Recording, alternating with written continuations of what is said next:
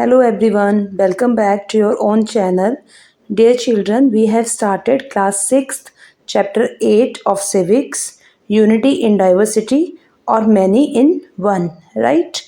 हमने previous video में unity in diversity का मीनिंग पता किया था and I have given you the example of different food items कि अलग अलग फूड आइटम्स होती हैं बट कैसे डिफरेंस होते हुए भी उनमें यूनिटी होती है, कैसे हमारी यूनिटी को वो प्रमोट करती हैं. That we have read in first part of the video. अगर आपने नहीं देखा है तो उसको देखिए.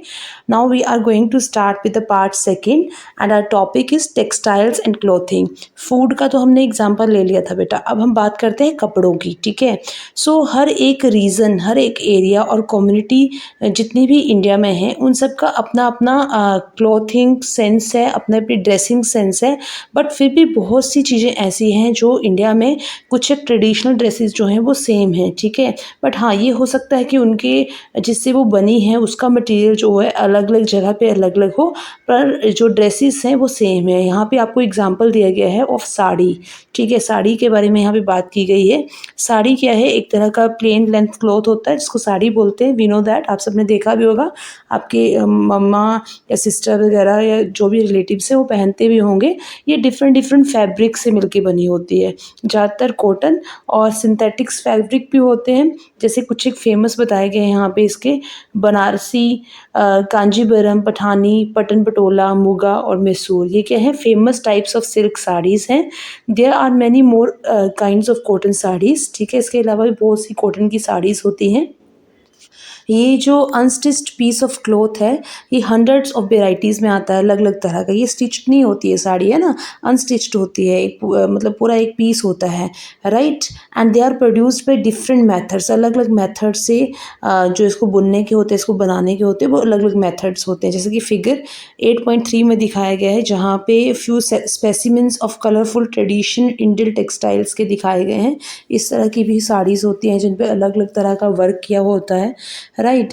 Some designs are part of the cloth while others are printed after the cloth is woven. ठीक है, कुछ एक जो होते हैं पहले से ही क्लॉथ का हिस्सा होता है डिज़ाइन, और बाकी डिज़ाइन जो होता है जब क्लॉथ बन जाता है फिर उसके ऊपर प्रिंट किया जाता है. ठीक है, तो अलग अलग वेराइटीज़ में साड़ीज़ हमें मिलती हैं, अलग अलग कलर से मिलती हैं. जो साड़ी है ना बेटा, इसकी भी खुद में एक बहुत लॉन्ग हिस्ट्री रही है. यार देखो यहाँ पे एक फिगर, ये वाली फिगर देखो, इसमें एक लेडी दिखाई गई है जिसने क्या किया है, साड़ी पहनी हुई है. और ये कहाँ मिली है हमें? वैशाली, जो कि बिहार में है, वहाँ पे हमें ये मिली है. ठीक है, इसको हम क्या बोलते हैं? स्टोन रिलीफ बोलते हैं. अब ये स्टोन रिलीफ क्या होता है? स्टोन रिलीफ होता है बेटा एक डिज़ाइन जो कि एक सरफेस, एक पैनल के ऊपर बना होता है, जो कि मे बी किसी स्टोन के ऊपर बना हो, वहाँ से लिया गया हो, या किसी सिरेमिक पे या किसी एनी अदर मटेरियल पे बना हो, वहाँ से लिया गया हो. अब क्वेश्चन ये आता है बच्चे कि ये हम साड़ी के बारे में क्यों पढ़ रहे हैं? हम तो यूनिटी की बात कर रहे थे. तो बेटा यहाँ पे साड़ी के थ्रू, जैसे पहले आपको फूड के एग्जाम्पल के थ्रू आपको समझाया जा रहा था कि कैसे कैसे यूनिटी है इंडिया में, अब आपको यहाँ पे साड़ी क्लॉथिंग सेंस के बेस पे समझाया जा रहा है यूनिटी कैसे है, राइट ना. इंडिया में बहुत सी स्टेट्स में, चाहे आप जहाँ मर्जी देख लो, ऑलमोस्ट साड़ी सभी जगह पे ही पहनी जाती है. नॉर्थ इंडिया में पहनी जाती है, साउथ इंडिया में भी पहनी जाती है. साउथ इंडिया में तो बहुत ज़्यादा पहनते हैं, राइट ना. वेस्ट में गुजरात, मीन्स हर एक जगह पे, ईस्ट वेस्ट बहुत सी जगह पे साड़ी जो है, असम वगैरह में पहनी जाती है. ये क्या है? हमारा एक ट्रेडिशनल वेयर है. हाँ, इसको पहनने का तरीका अलग अलग हो सकता है. जैसे मराठी लोग साड़ी वो अलग तरीके से पहनते हैं, राइट ना. और जो नॉर्थ इंडिया वाले वो अलग से पहनते हैं, साउथ इंडिया भी अलग से पहनते हैं, बंगाली लोग अलग स्टाइल में पहनते हैं. पहनने का तरीका अलग अलग हो सकता है, but the thing is that क्या पहन रहे हैं? साड़ी पहन रहे हैं. तो एक यूनिटी को शो करता है हमें. बेशक हम अलग अलग कल्चर कस्टम को बिलोंग करते हैं, बट हमारा जो वेयरिंग सेंस है that is somewhere same, right. तो यहाँ से पता चलता है कि साड़ी भी क्या है? एक तरह का हमारी यूनिटी को रिफ्लेक्ट करता है कि हम सब अलग अलग हैं, बट साड़ी रिफ्लेक्ट करता है हमारी यूनिटी को. ठीक है, अब नेक्स्ट हम बात करते हैं don't miss out. Don't miss out में यहाँ पे ये बताया गया है कि इंडिया जो था बहुत ही फाइनेस्ट कॉटन जो था उसको प्रोड्यूस करता था, ठीक है। एंड ये जो थे इंडियन टेक्सटाइल्स जो थे एक्सपोर्ट किए जाते थे यूरोप तक, ठीक है। और एक इतना ब्यूटीफुल प्रिंटेड कॉटन था जिसको बोला जाता था चिंट्स, और ये इतना पॉपुलर हो गया था 17th सेंचुरी में यूरोप में कि जो यूरोपियन सेलर्स थे ना बेटा, उनकी अपनी जो है ड्रॉप जो थी सेल जो थी, उनकी ड्रेसेस की मांग जो थी मार्केट में वो कम हो गई थी।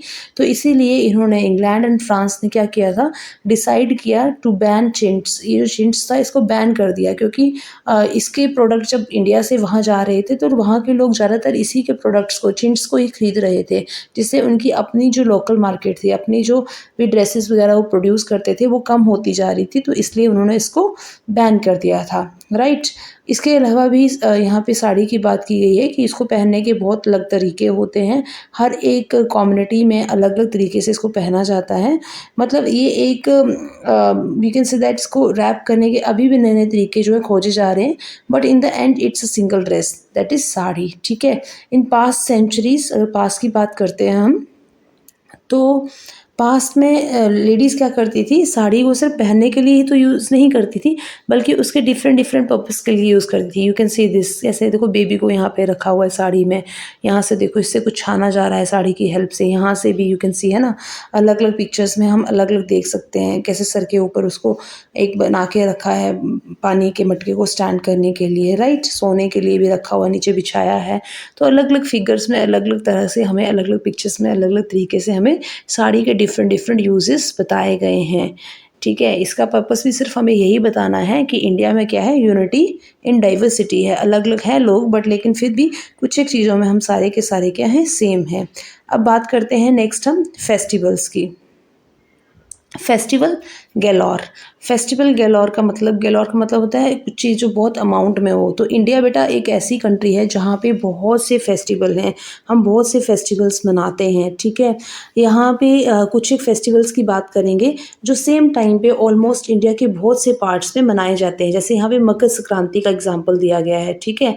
ये बताया जाता है for the beginning of the harvesting season, ठीक है। जब हार्वेस्टिंग सीजन की शुरुआत होती है तब बनाया जाता है इंडिया के बहुत से पार्ट्स में, ऑलमोस्ट ऑन 14 जनवरी और समटाइम्स नियर अबाउट इट, ठीक है। शायद 14 जनवरी को मनाया जाता है या उसके आसपास के दिनों में मनाया जाता है।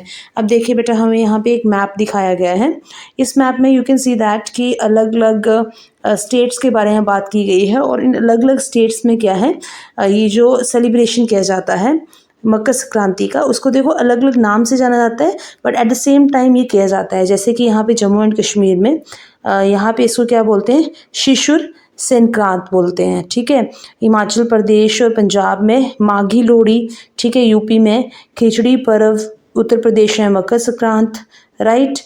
वेस्ट बंगाल में इसको बोलते हैं पौष संक्रांति, असम में माघ बिहू, राइट ना। तमिलनाडु में पोंगल, यहाँ पे आपका केरला, तो केरला में इसको क्या बोलते हैं, मकारा बिलाकू, राइट ना। हर एक जगह पे, गुजरात में उत्तरायण बोलते हैं। तो इसका मतलब क्या है, हम लोग अलग हैं, हम लोग अलग हैं, बट लेकिन हमारी ये जो अलग है ना हम लोग एक दूसरे से, उसमें भी कहीं ना कहीं यूनिटी है, कहीं ना कहीं हम एक साथ ही एट द सेम टाइम पे हम बहुत से, हम इंडियन जो है सेम ही चीज़ों को कर रहे होते हैं। हमारे में यूनिटी है, हमारे फेस्टिवल्स आपस में मिलते जुलते हैं।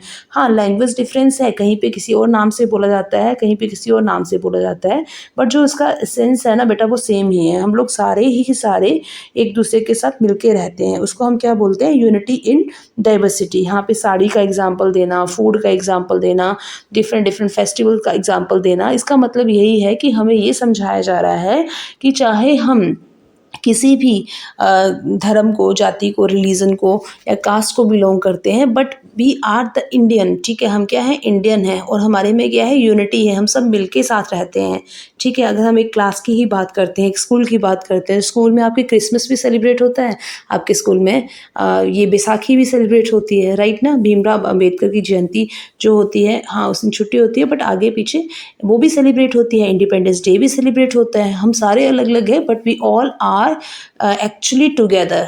हमें अलग अलग होने के बावजूद भी डिफरेंस हैं but still we are united, right ना। तो यही आपके चैप्टर का मतलब है unity in diversity, right. This was the part second of the video. अब हम बात करते हैं नेक्स्ट टॉपिक की, बट इसको हम करेंगे कल के वीडियो में। इससे पहले हम यहाँ पे देख लेते हैं, यहाँ पे बात की गई है कि आपका अपना फेवरेट फेस्टिवल कौन सा है, ठीक है।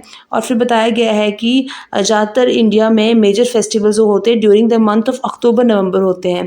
Can you tell me any festival name, any 2 festival names और 1 festival name in the comment section जो अक्टूबर नवंबर में होते हैं, ठीक है, आपके एरिया में, ठीक है।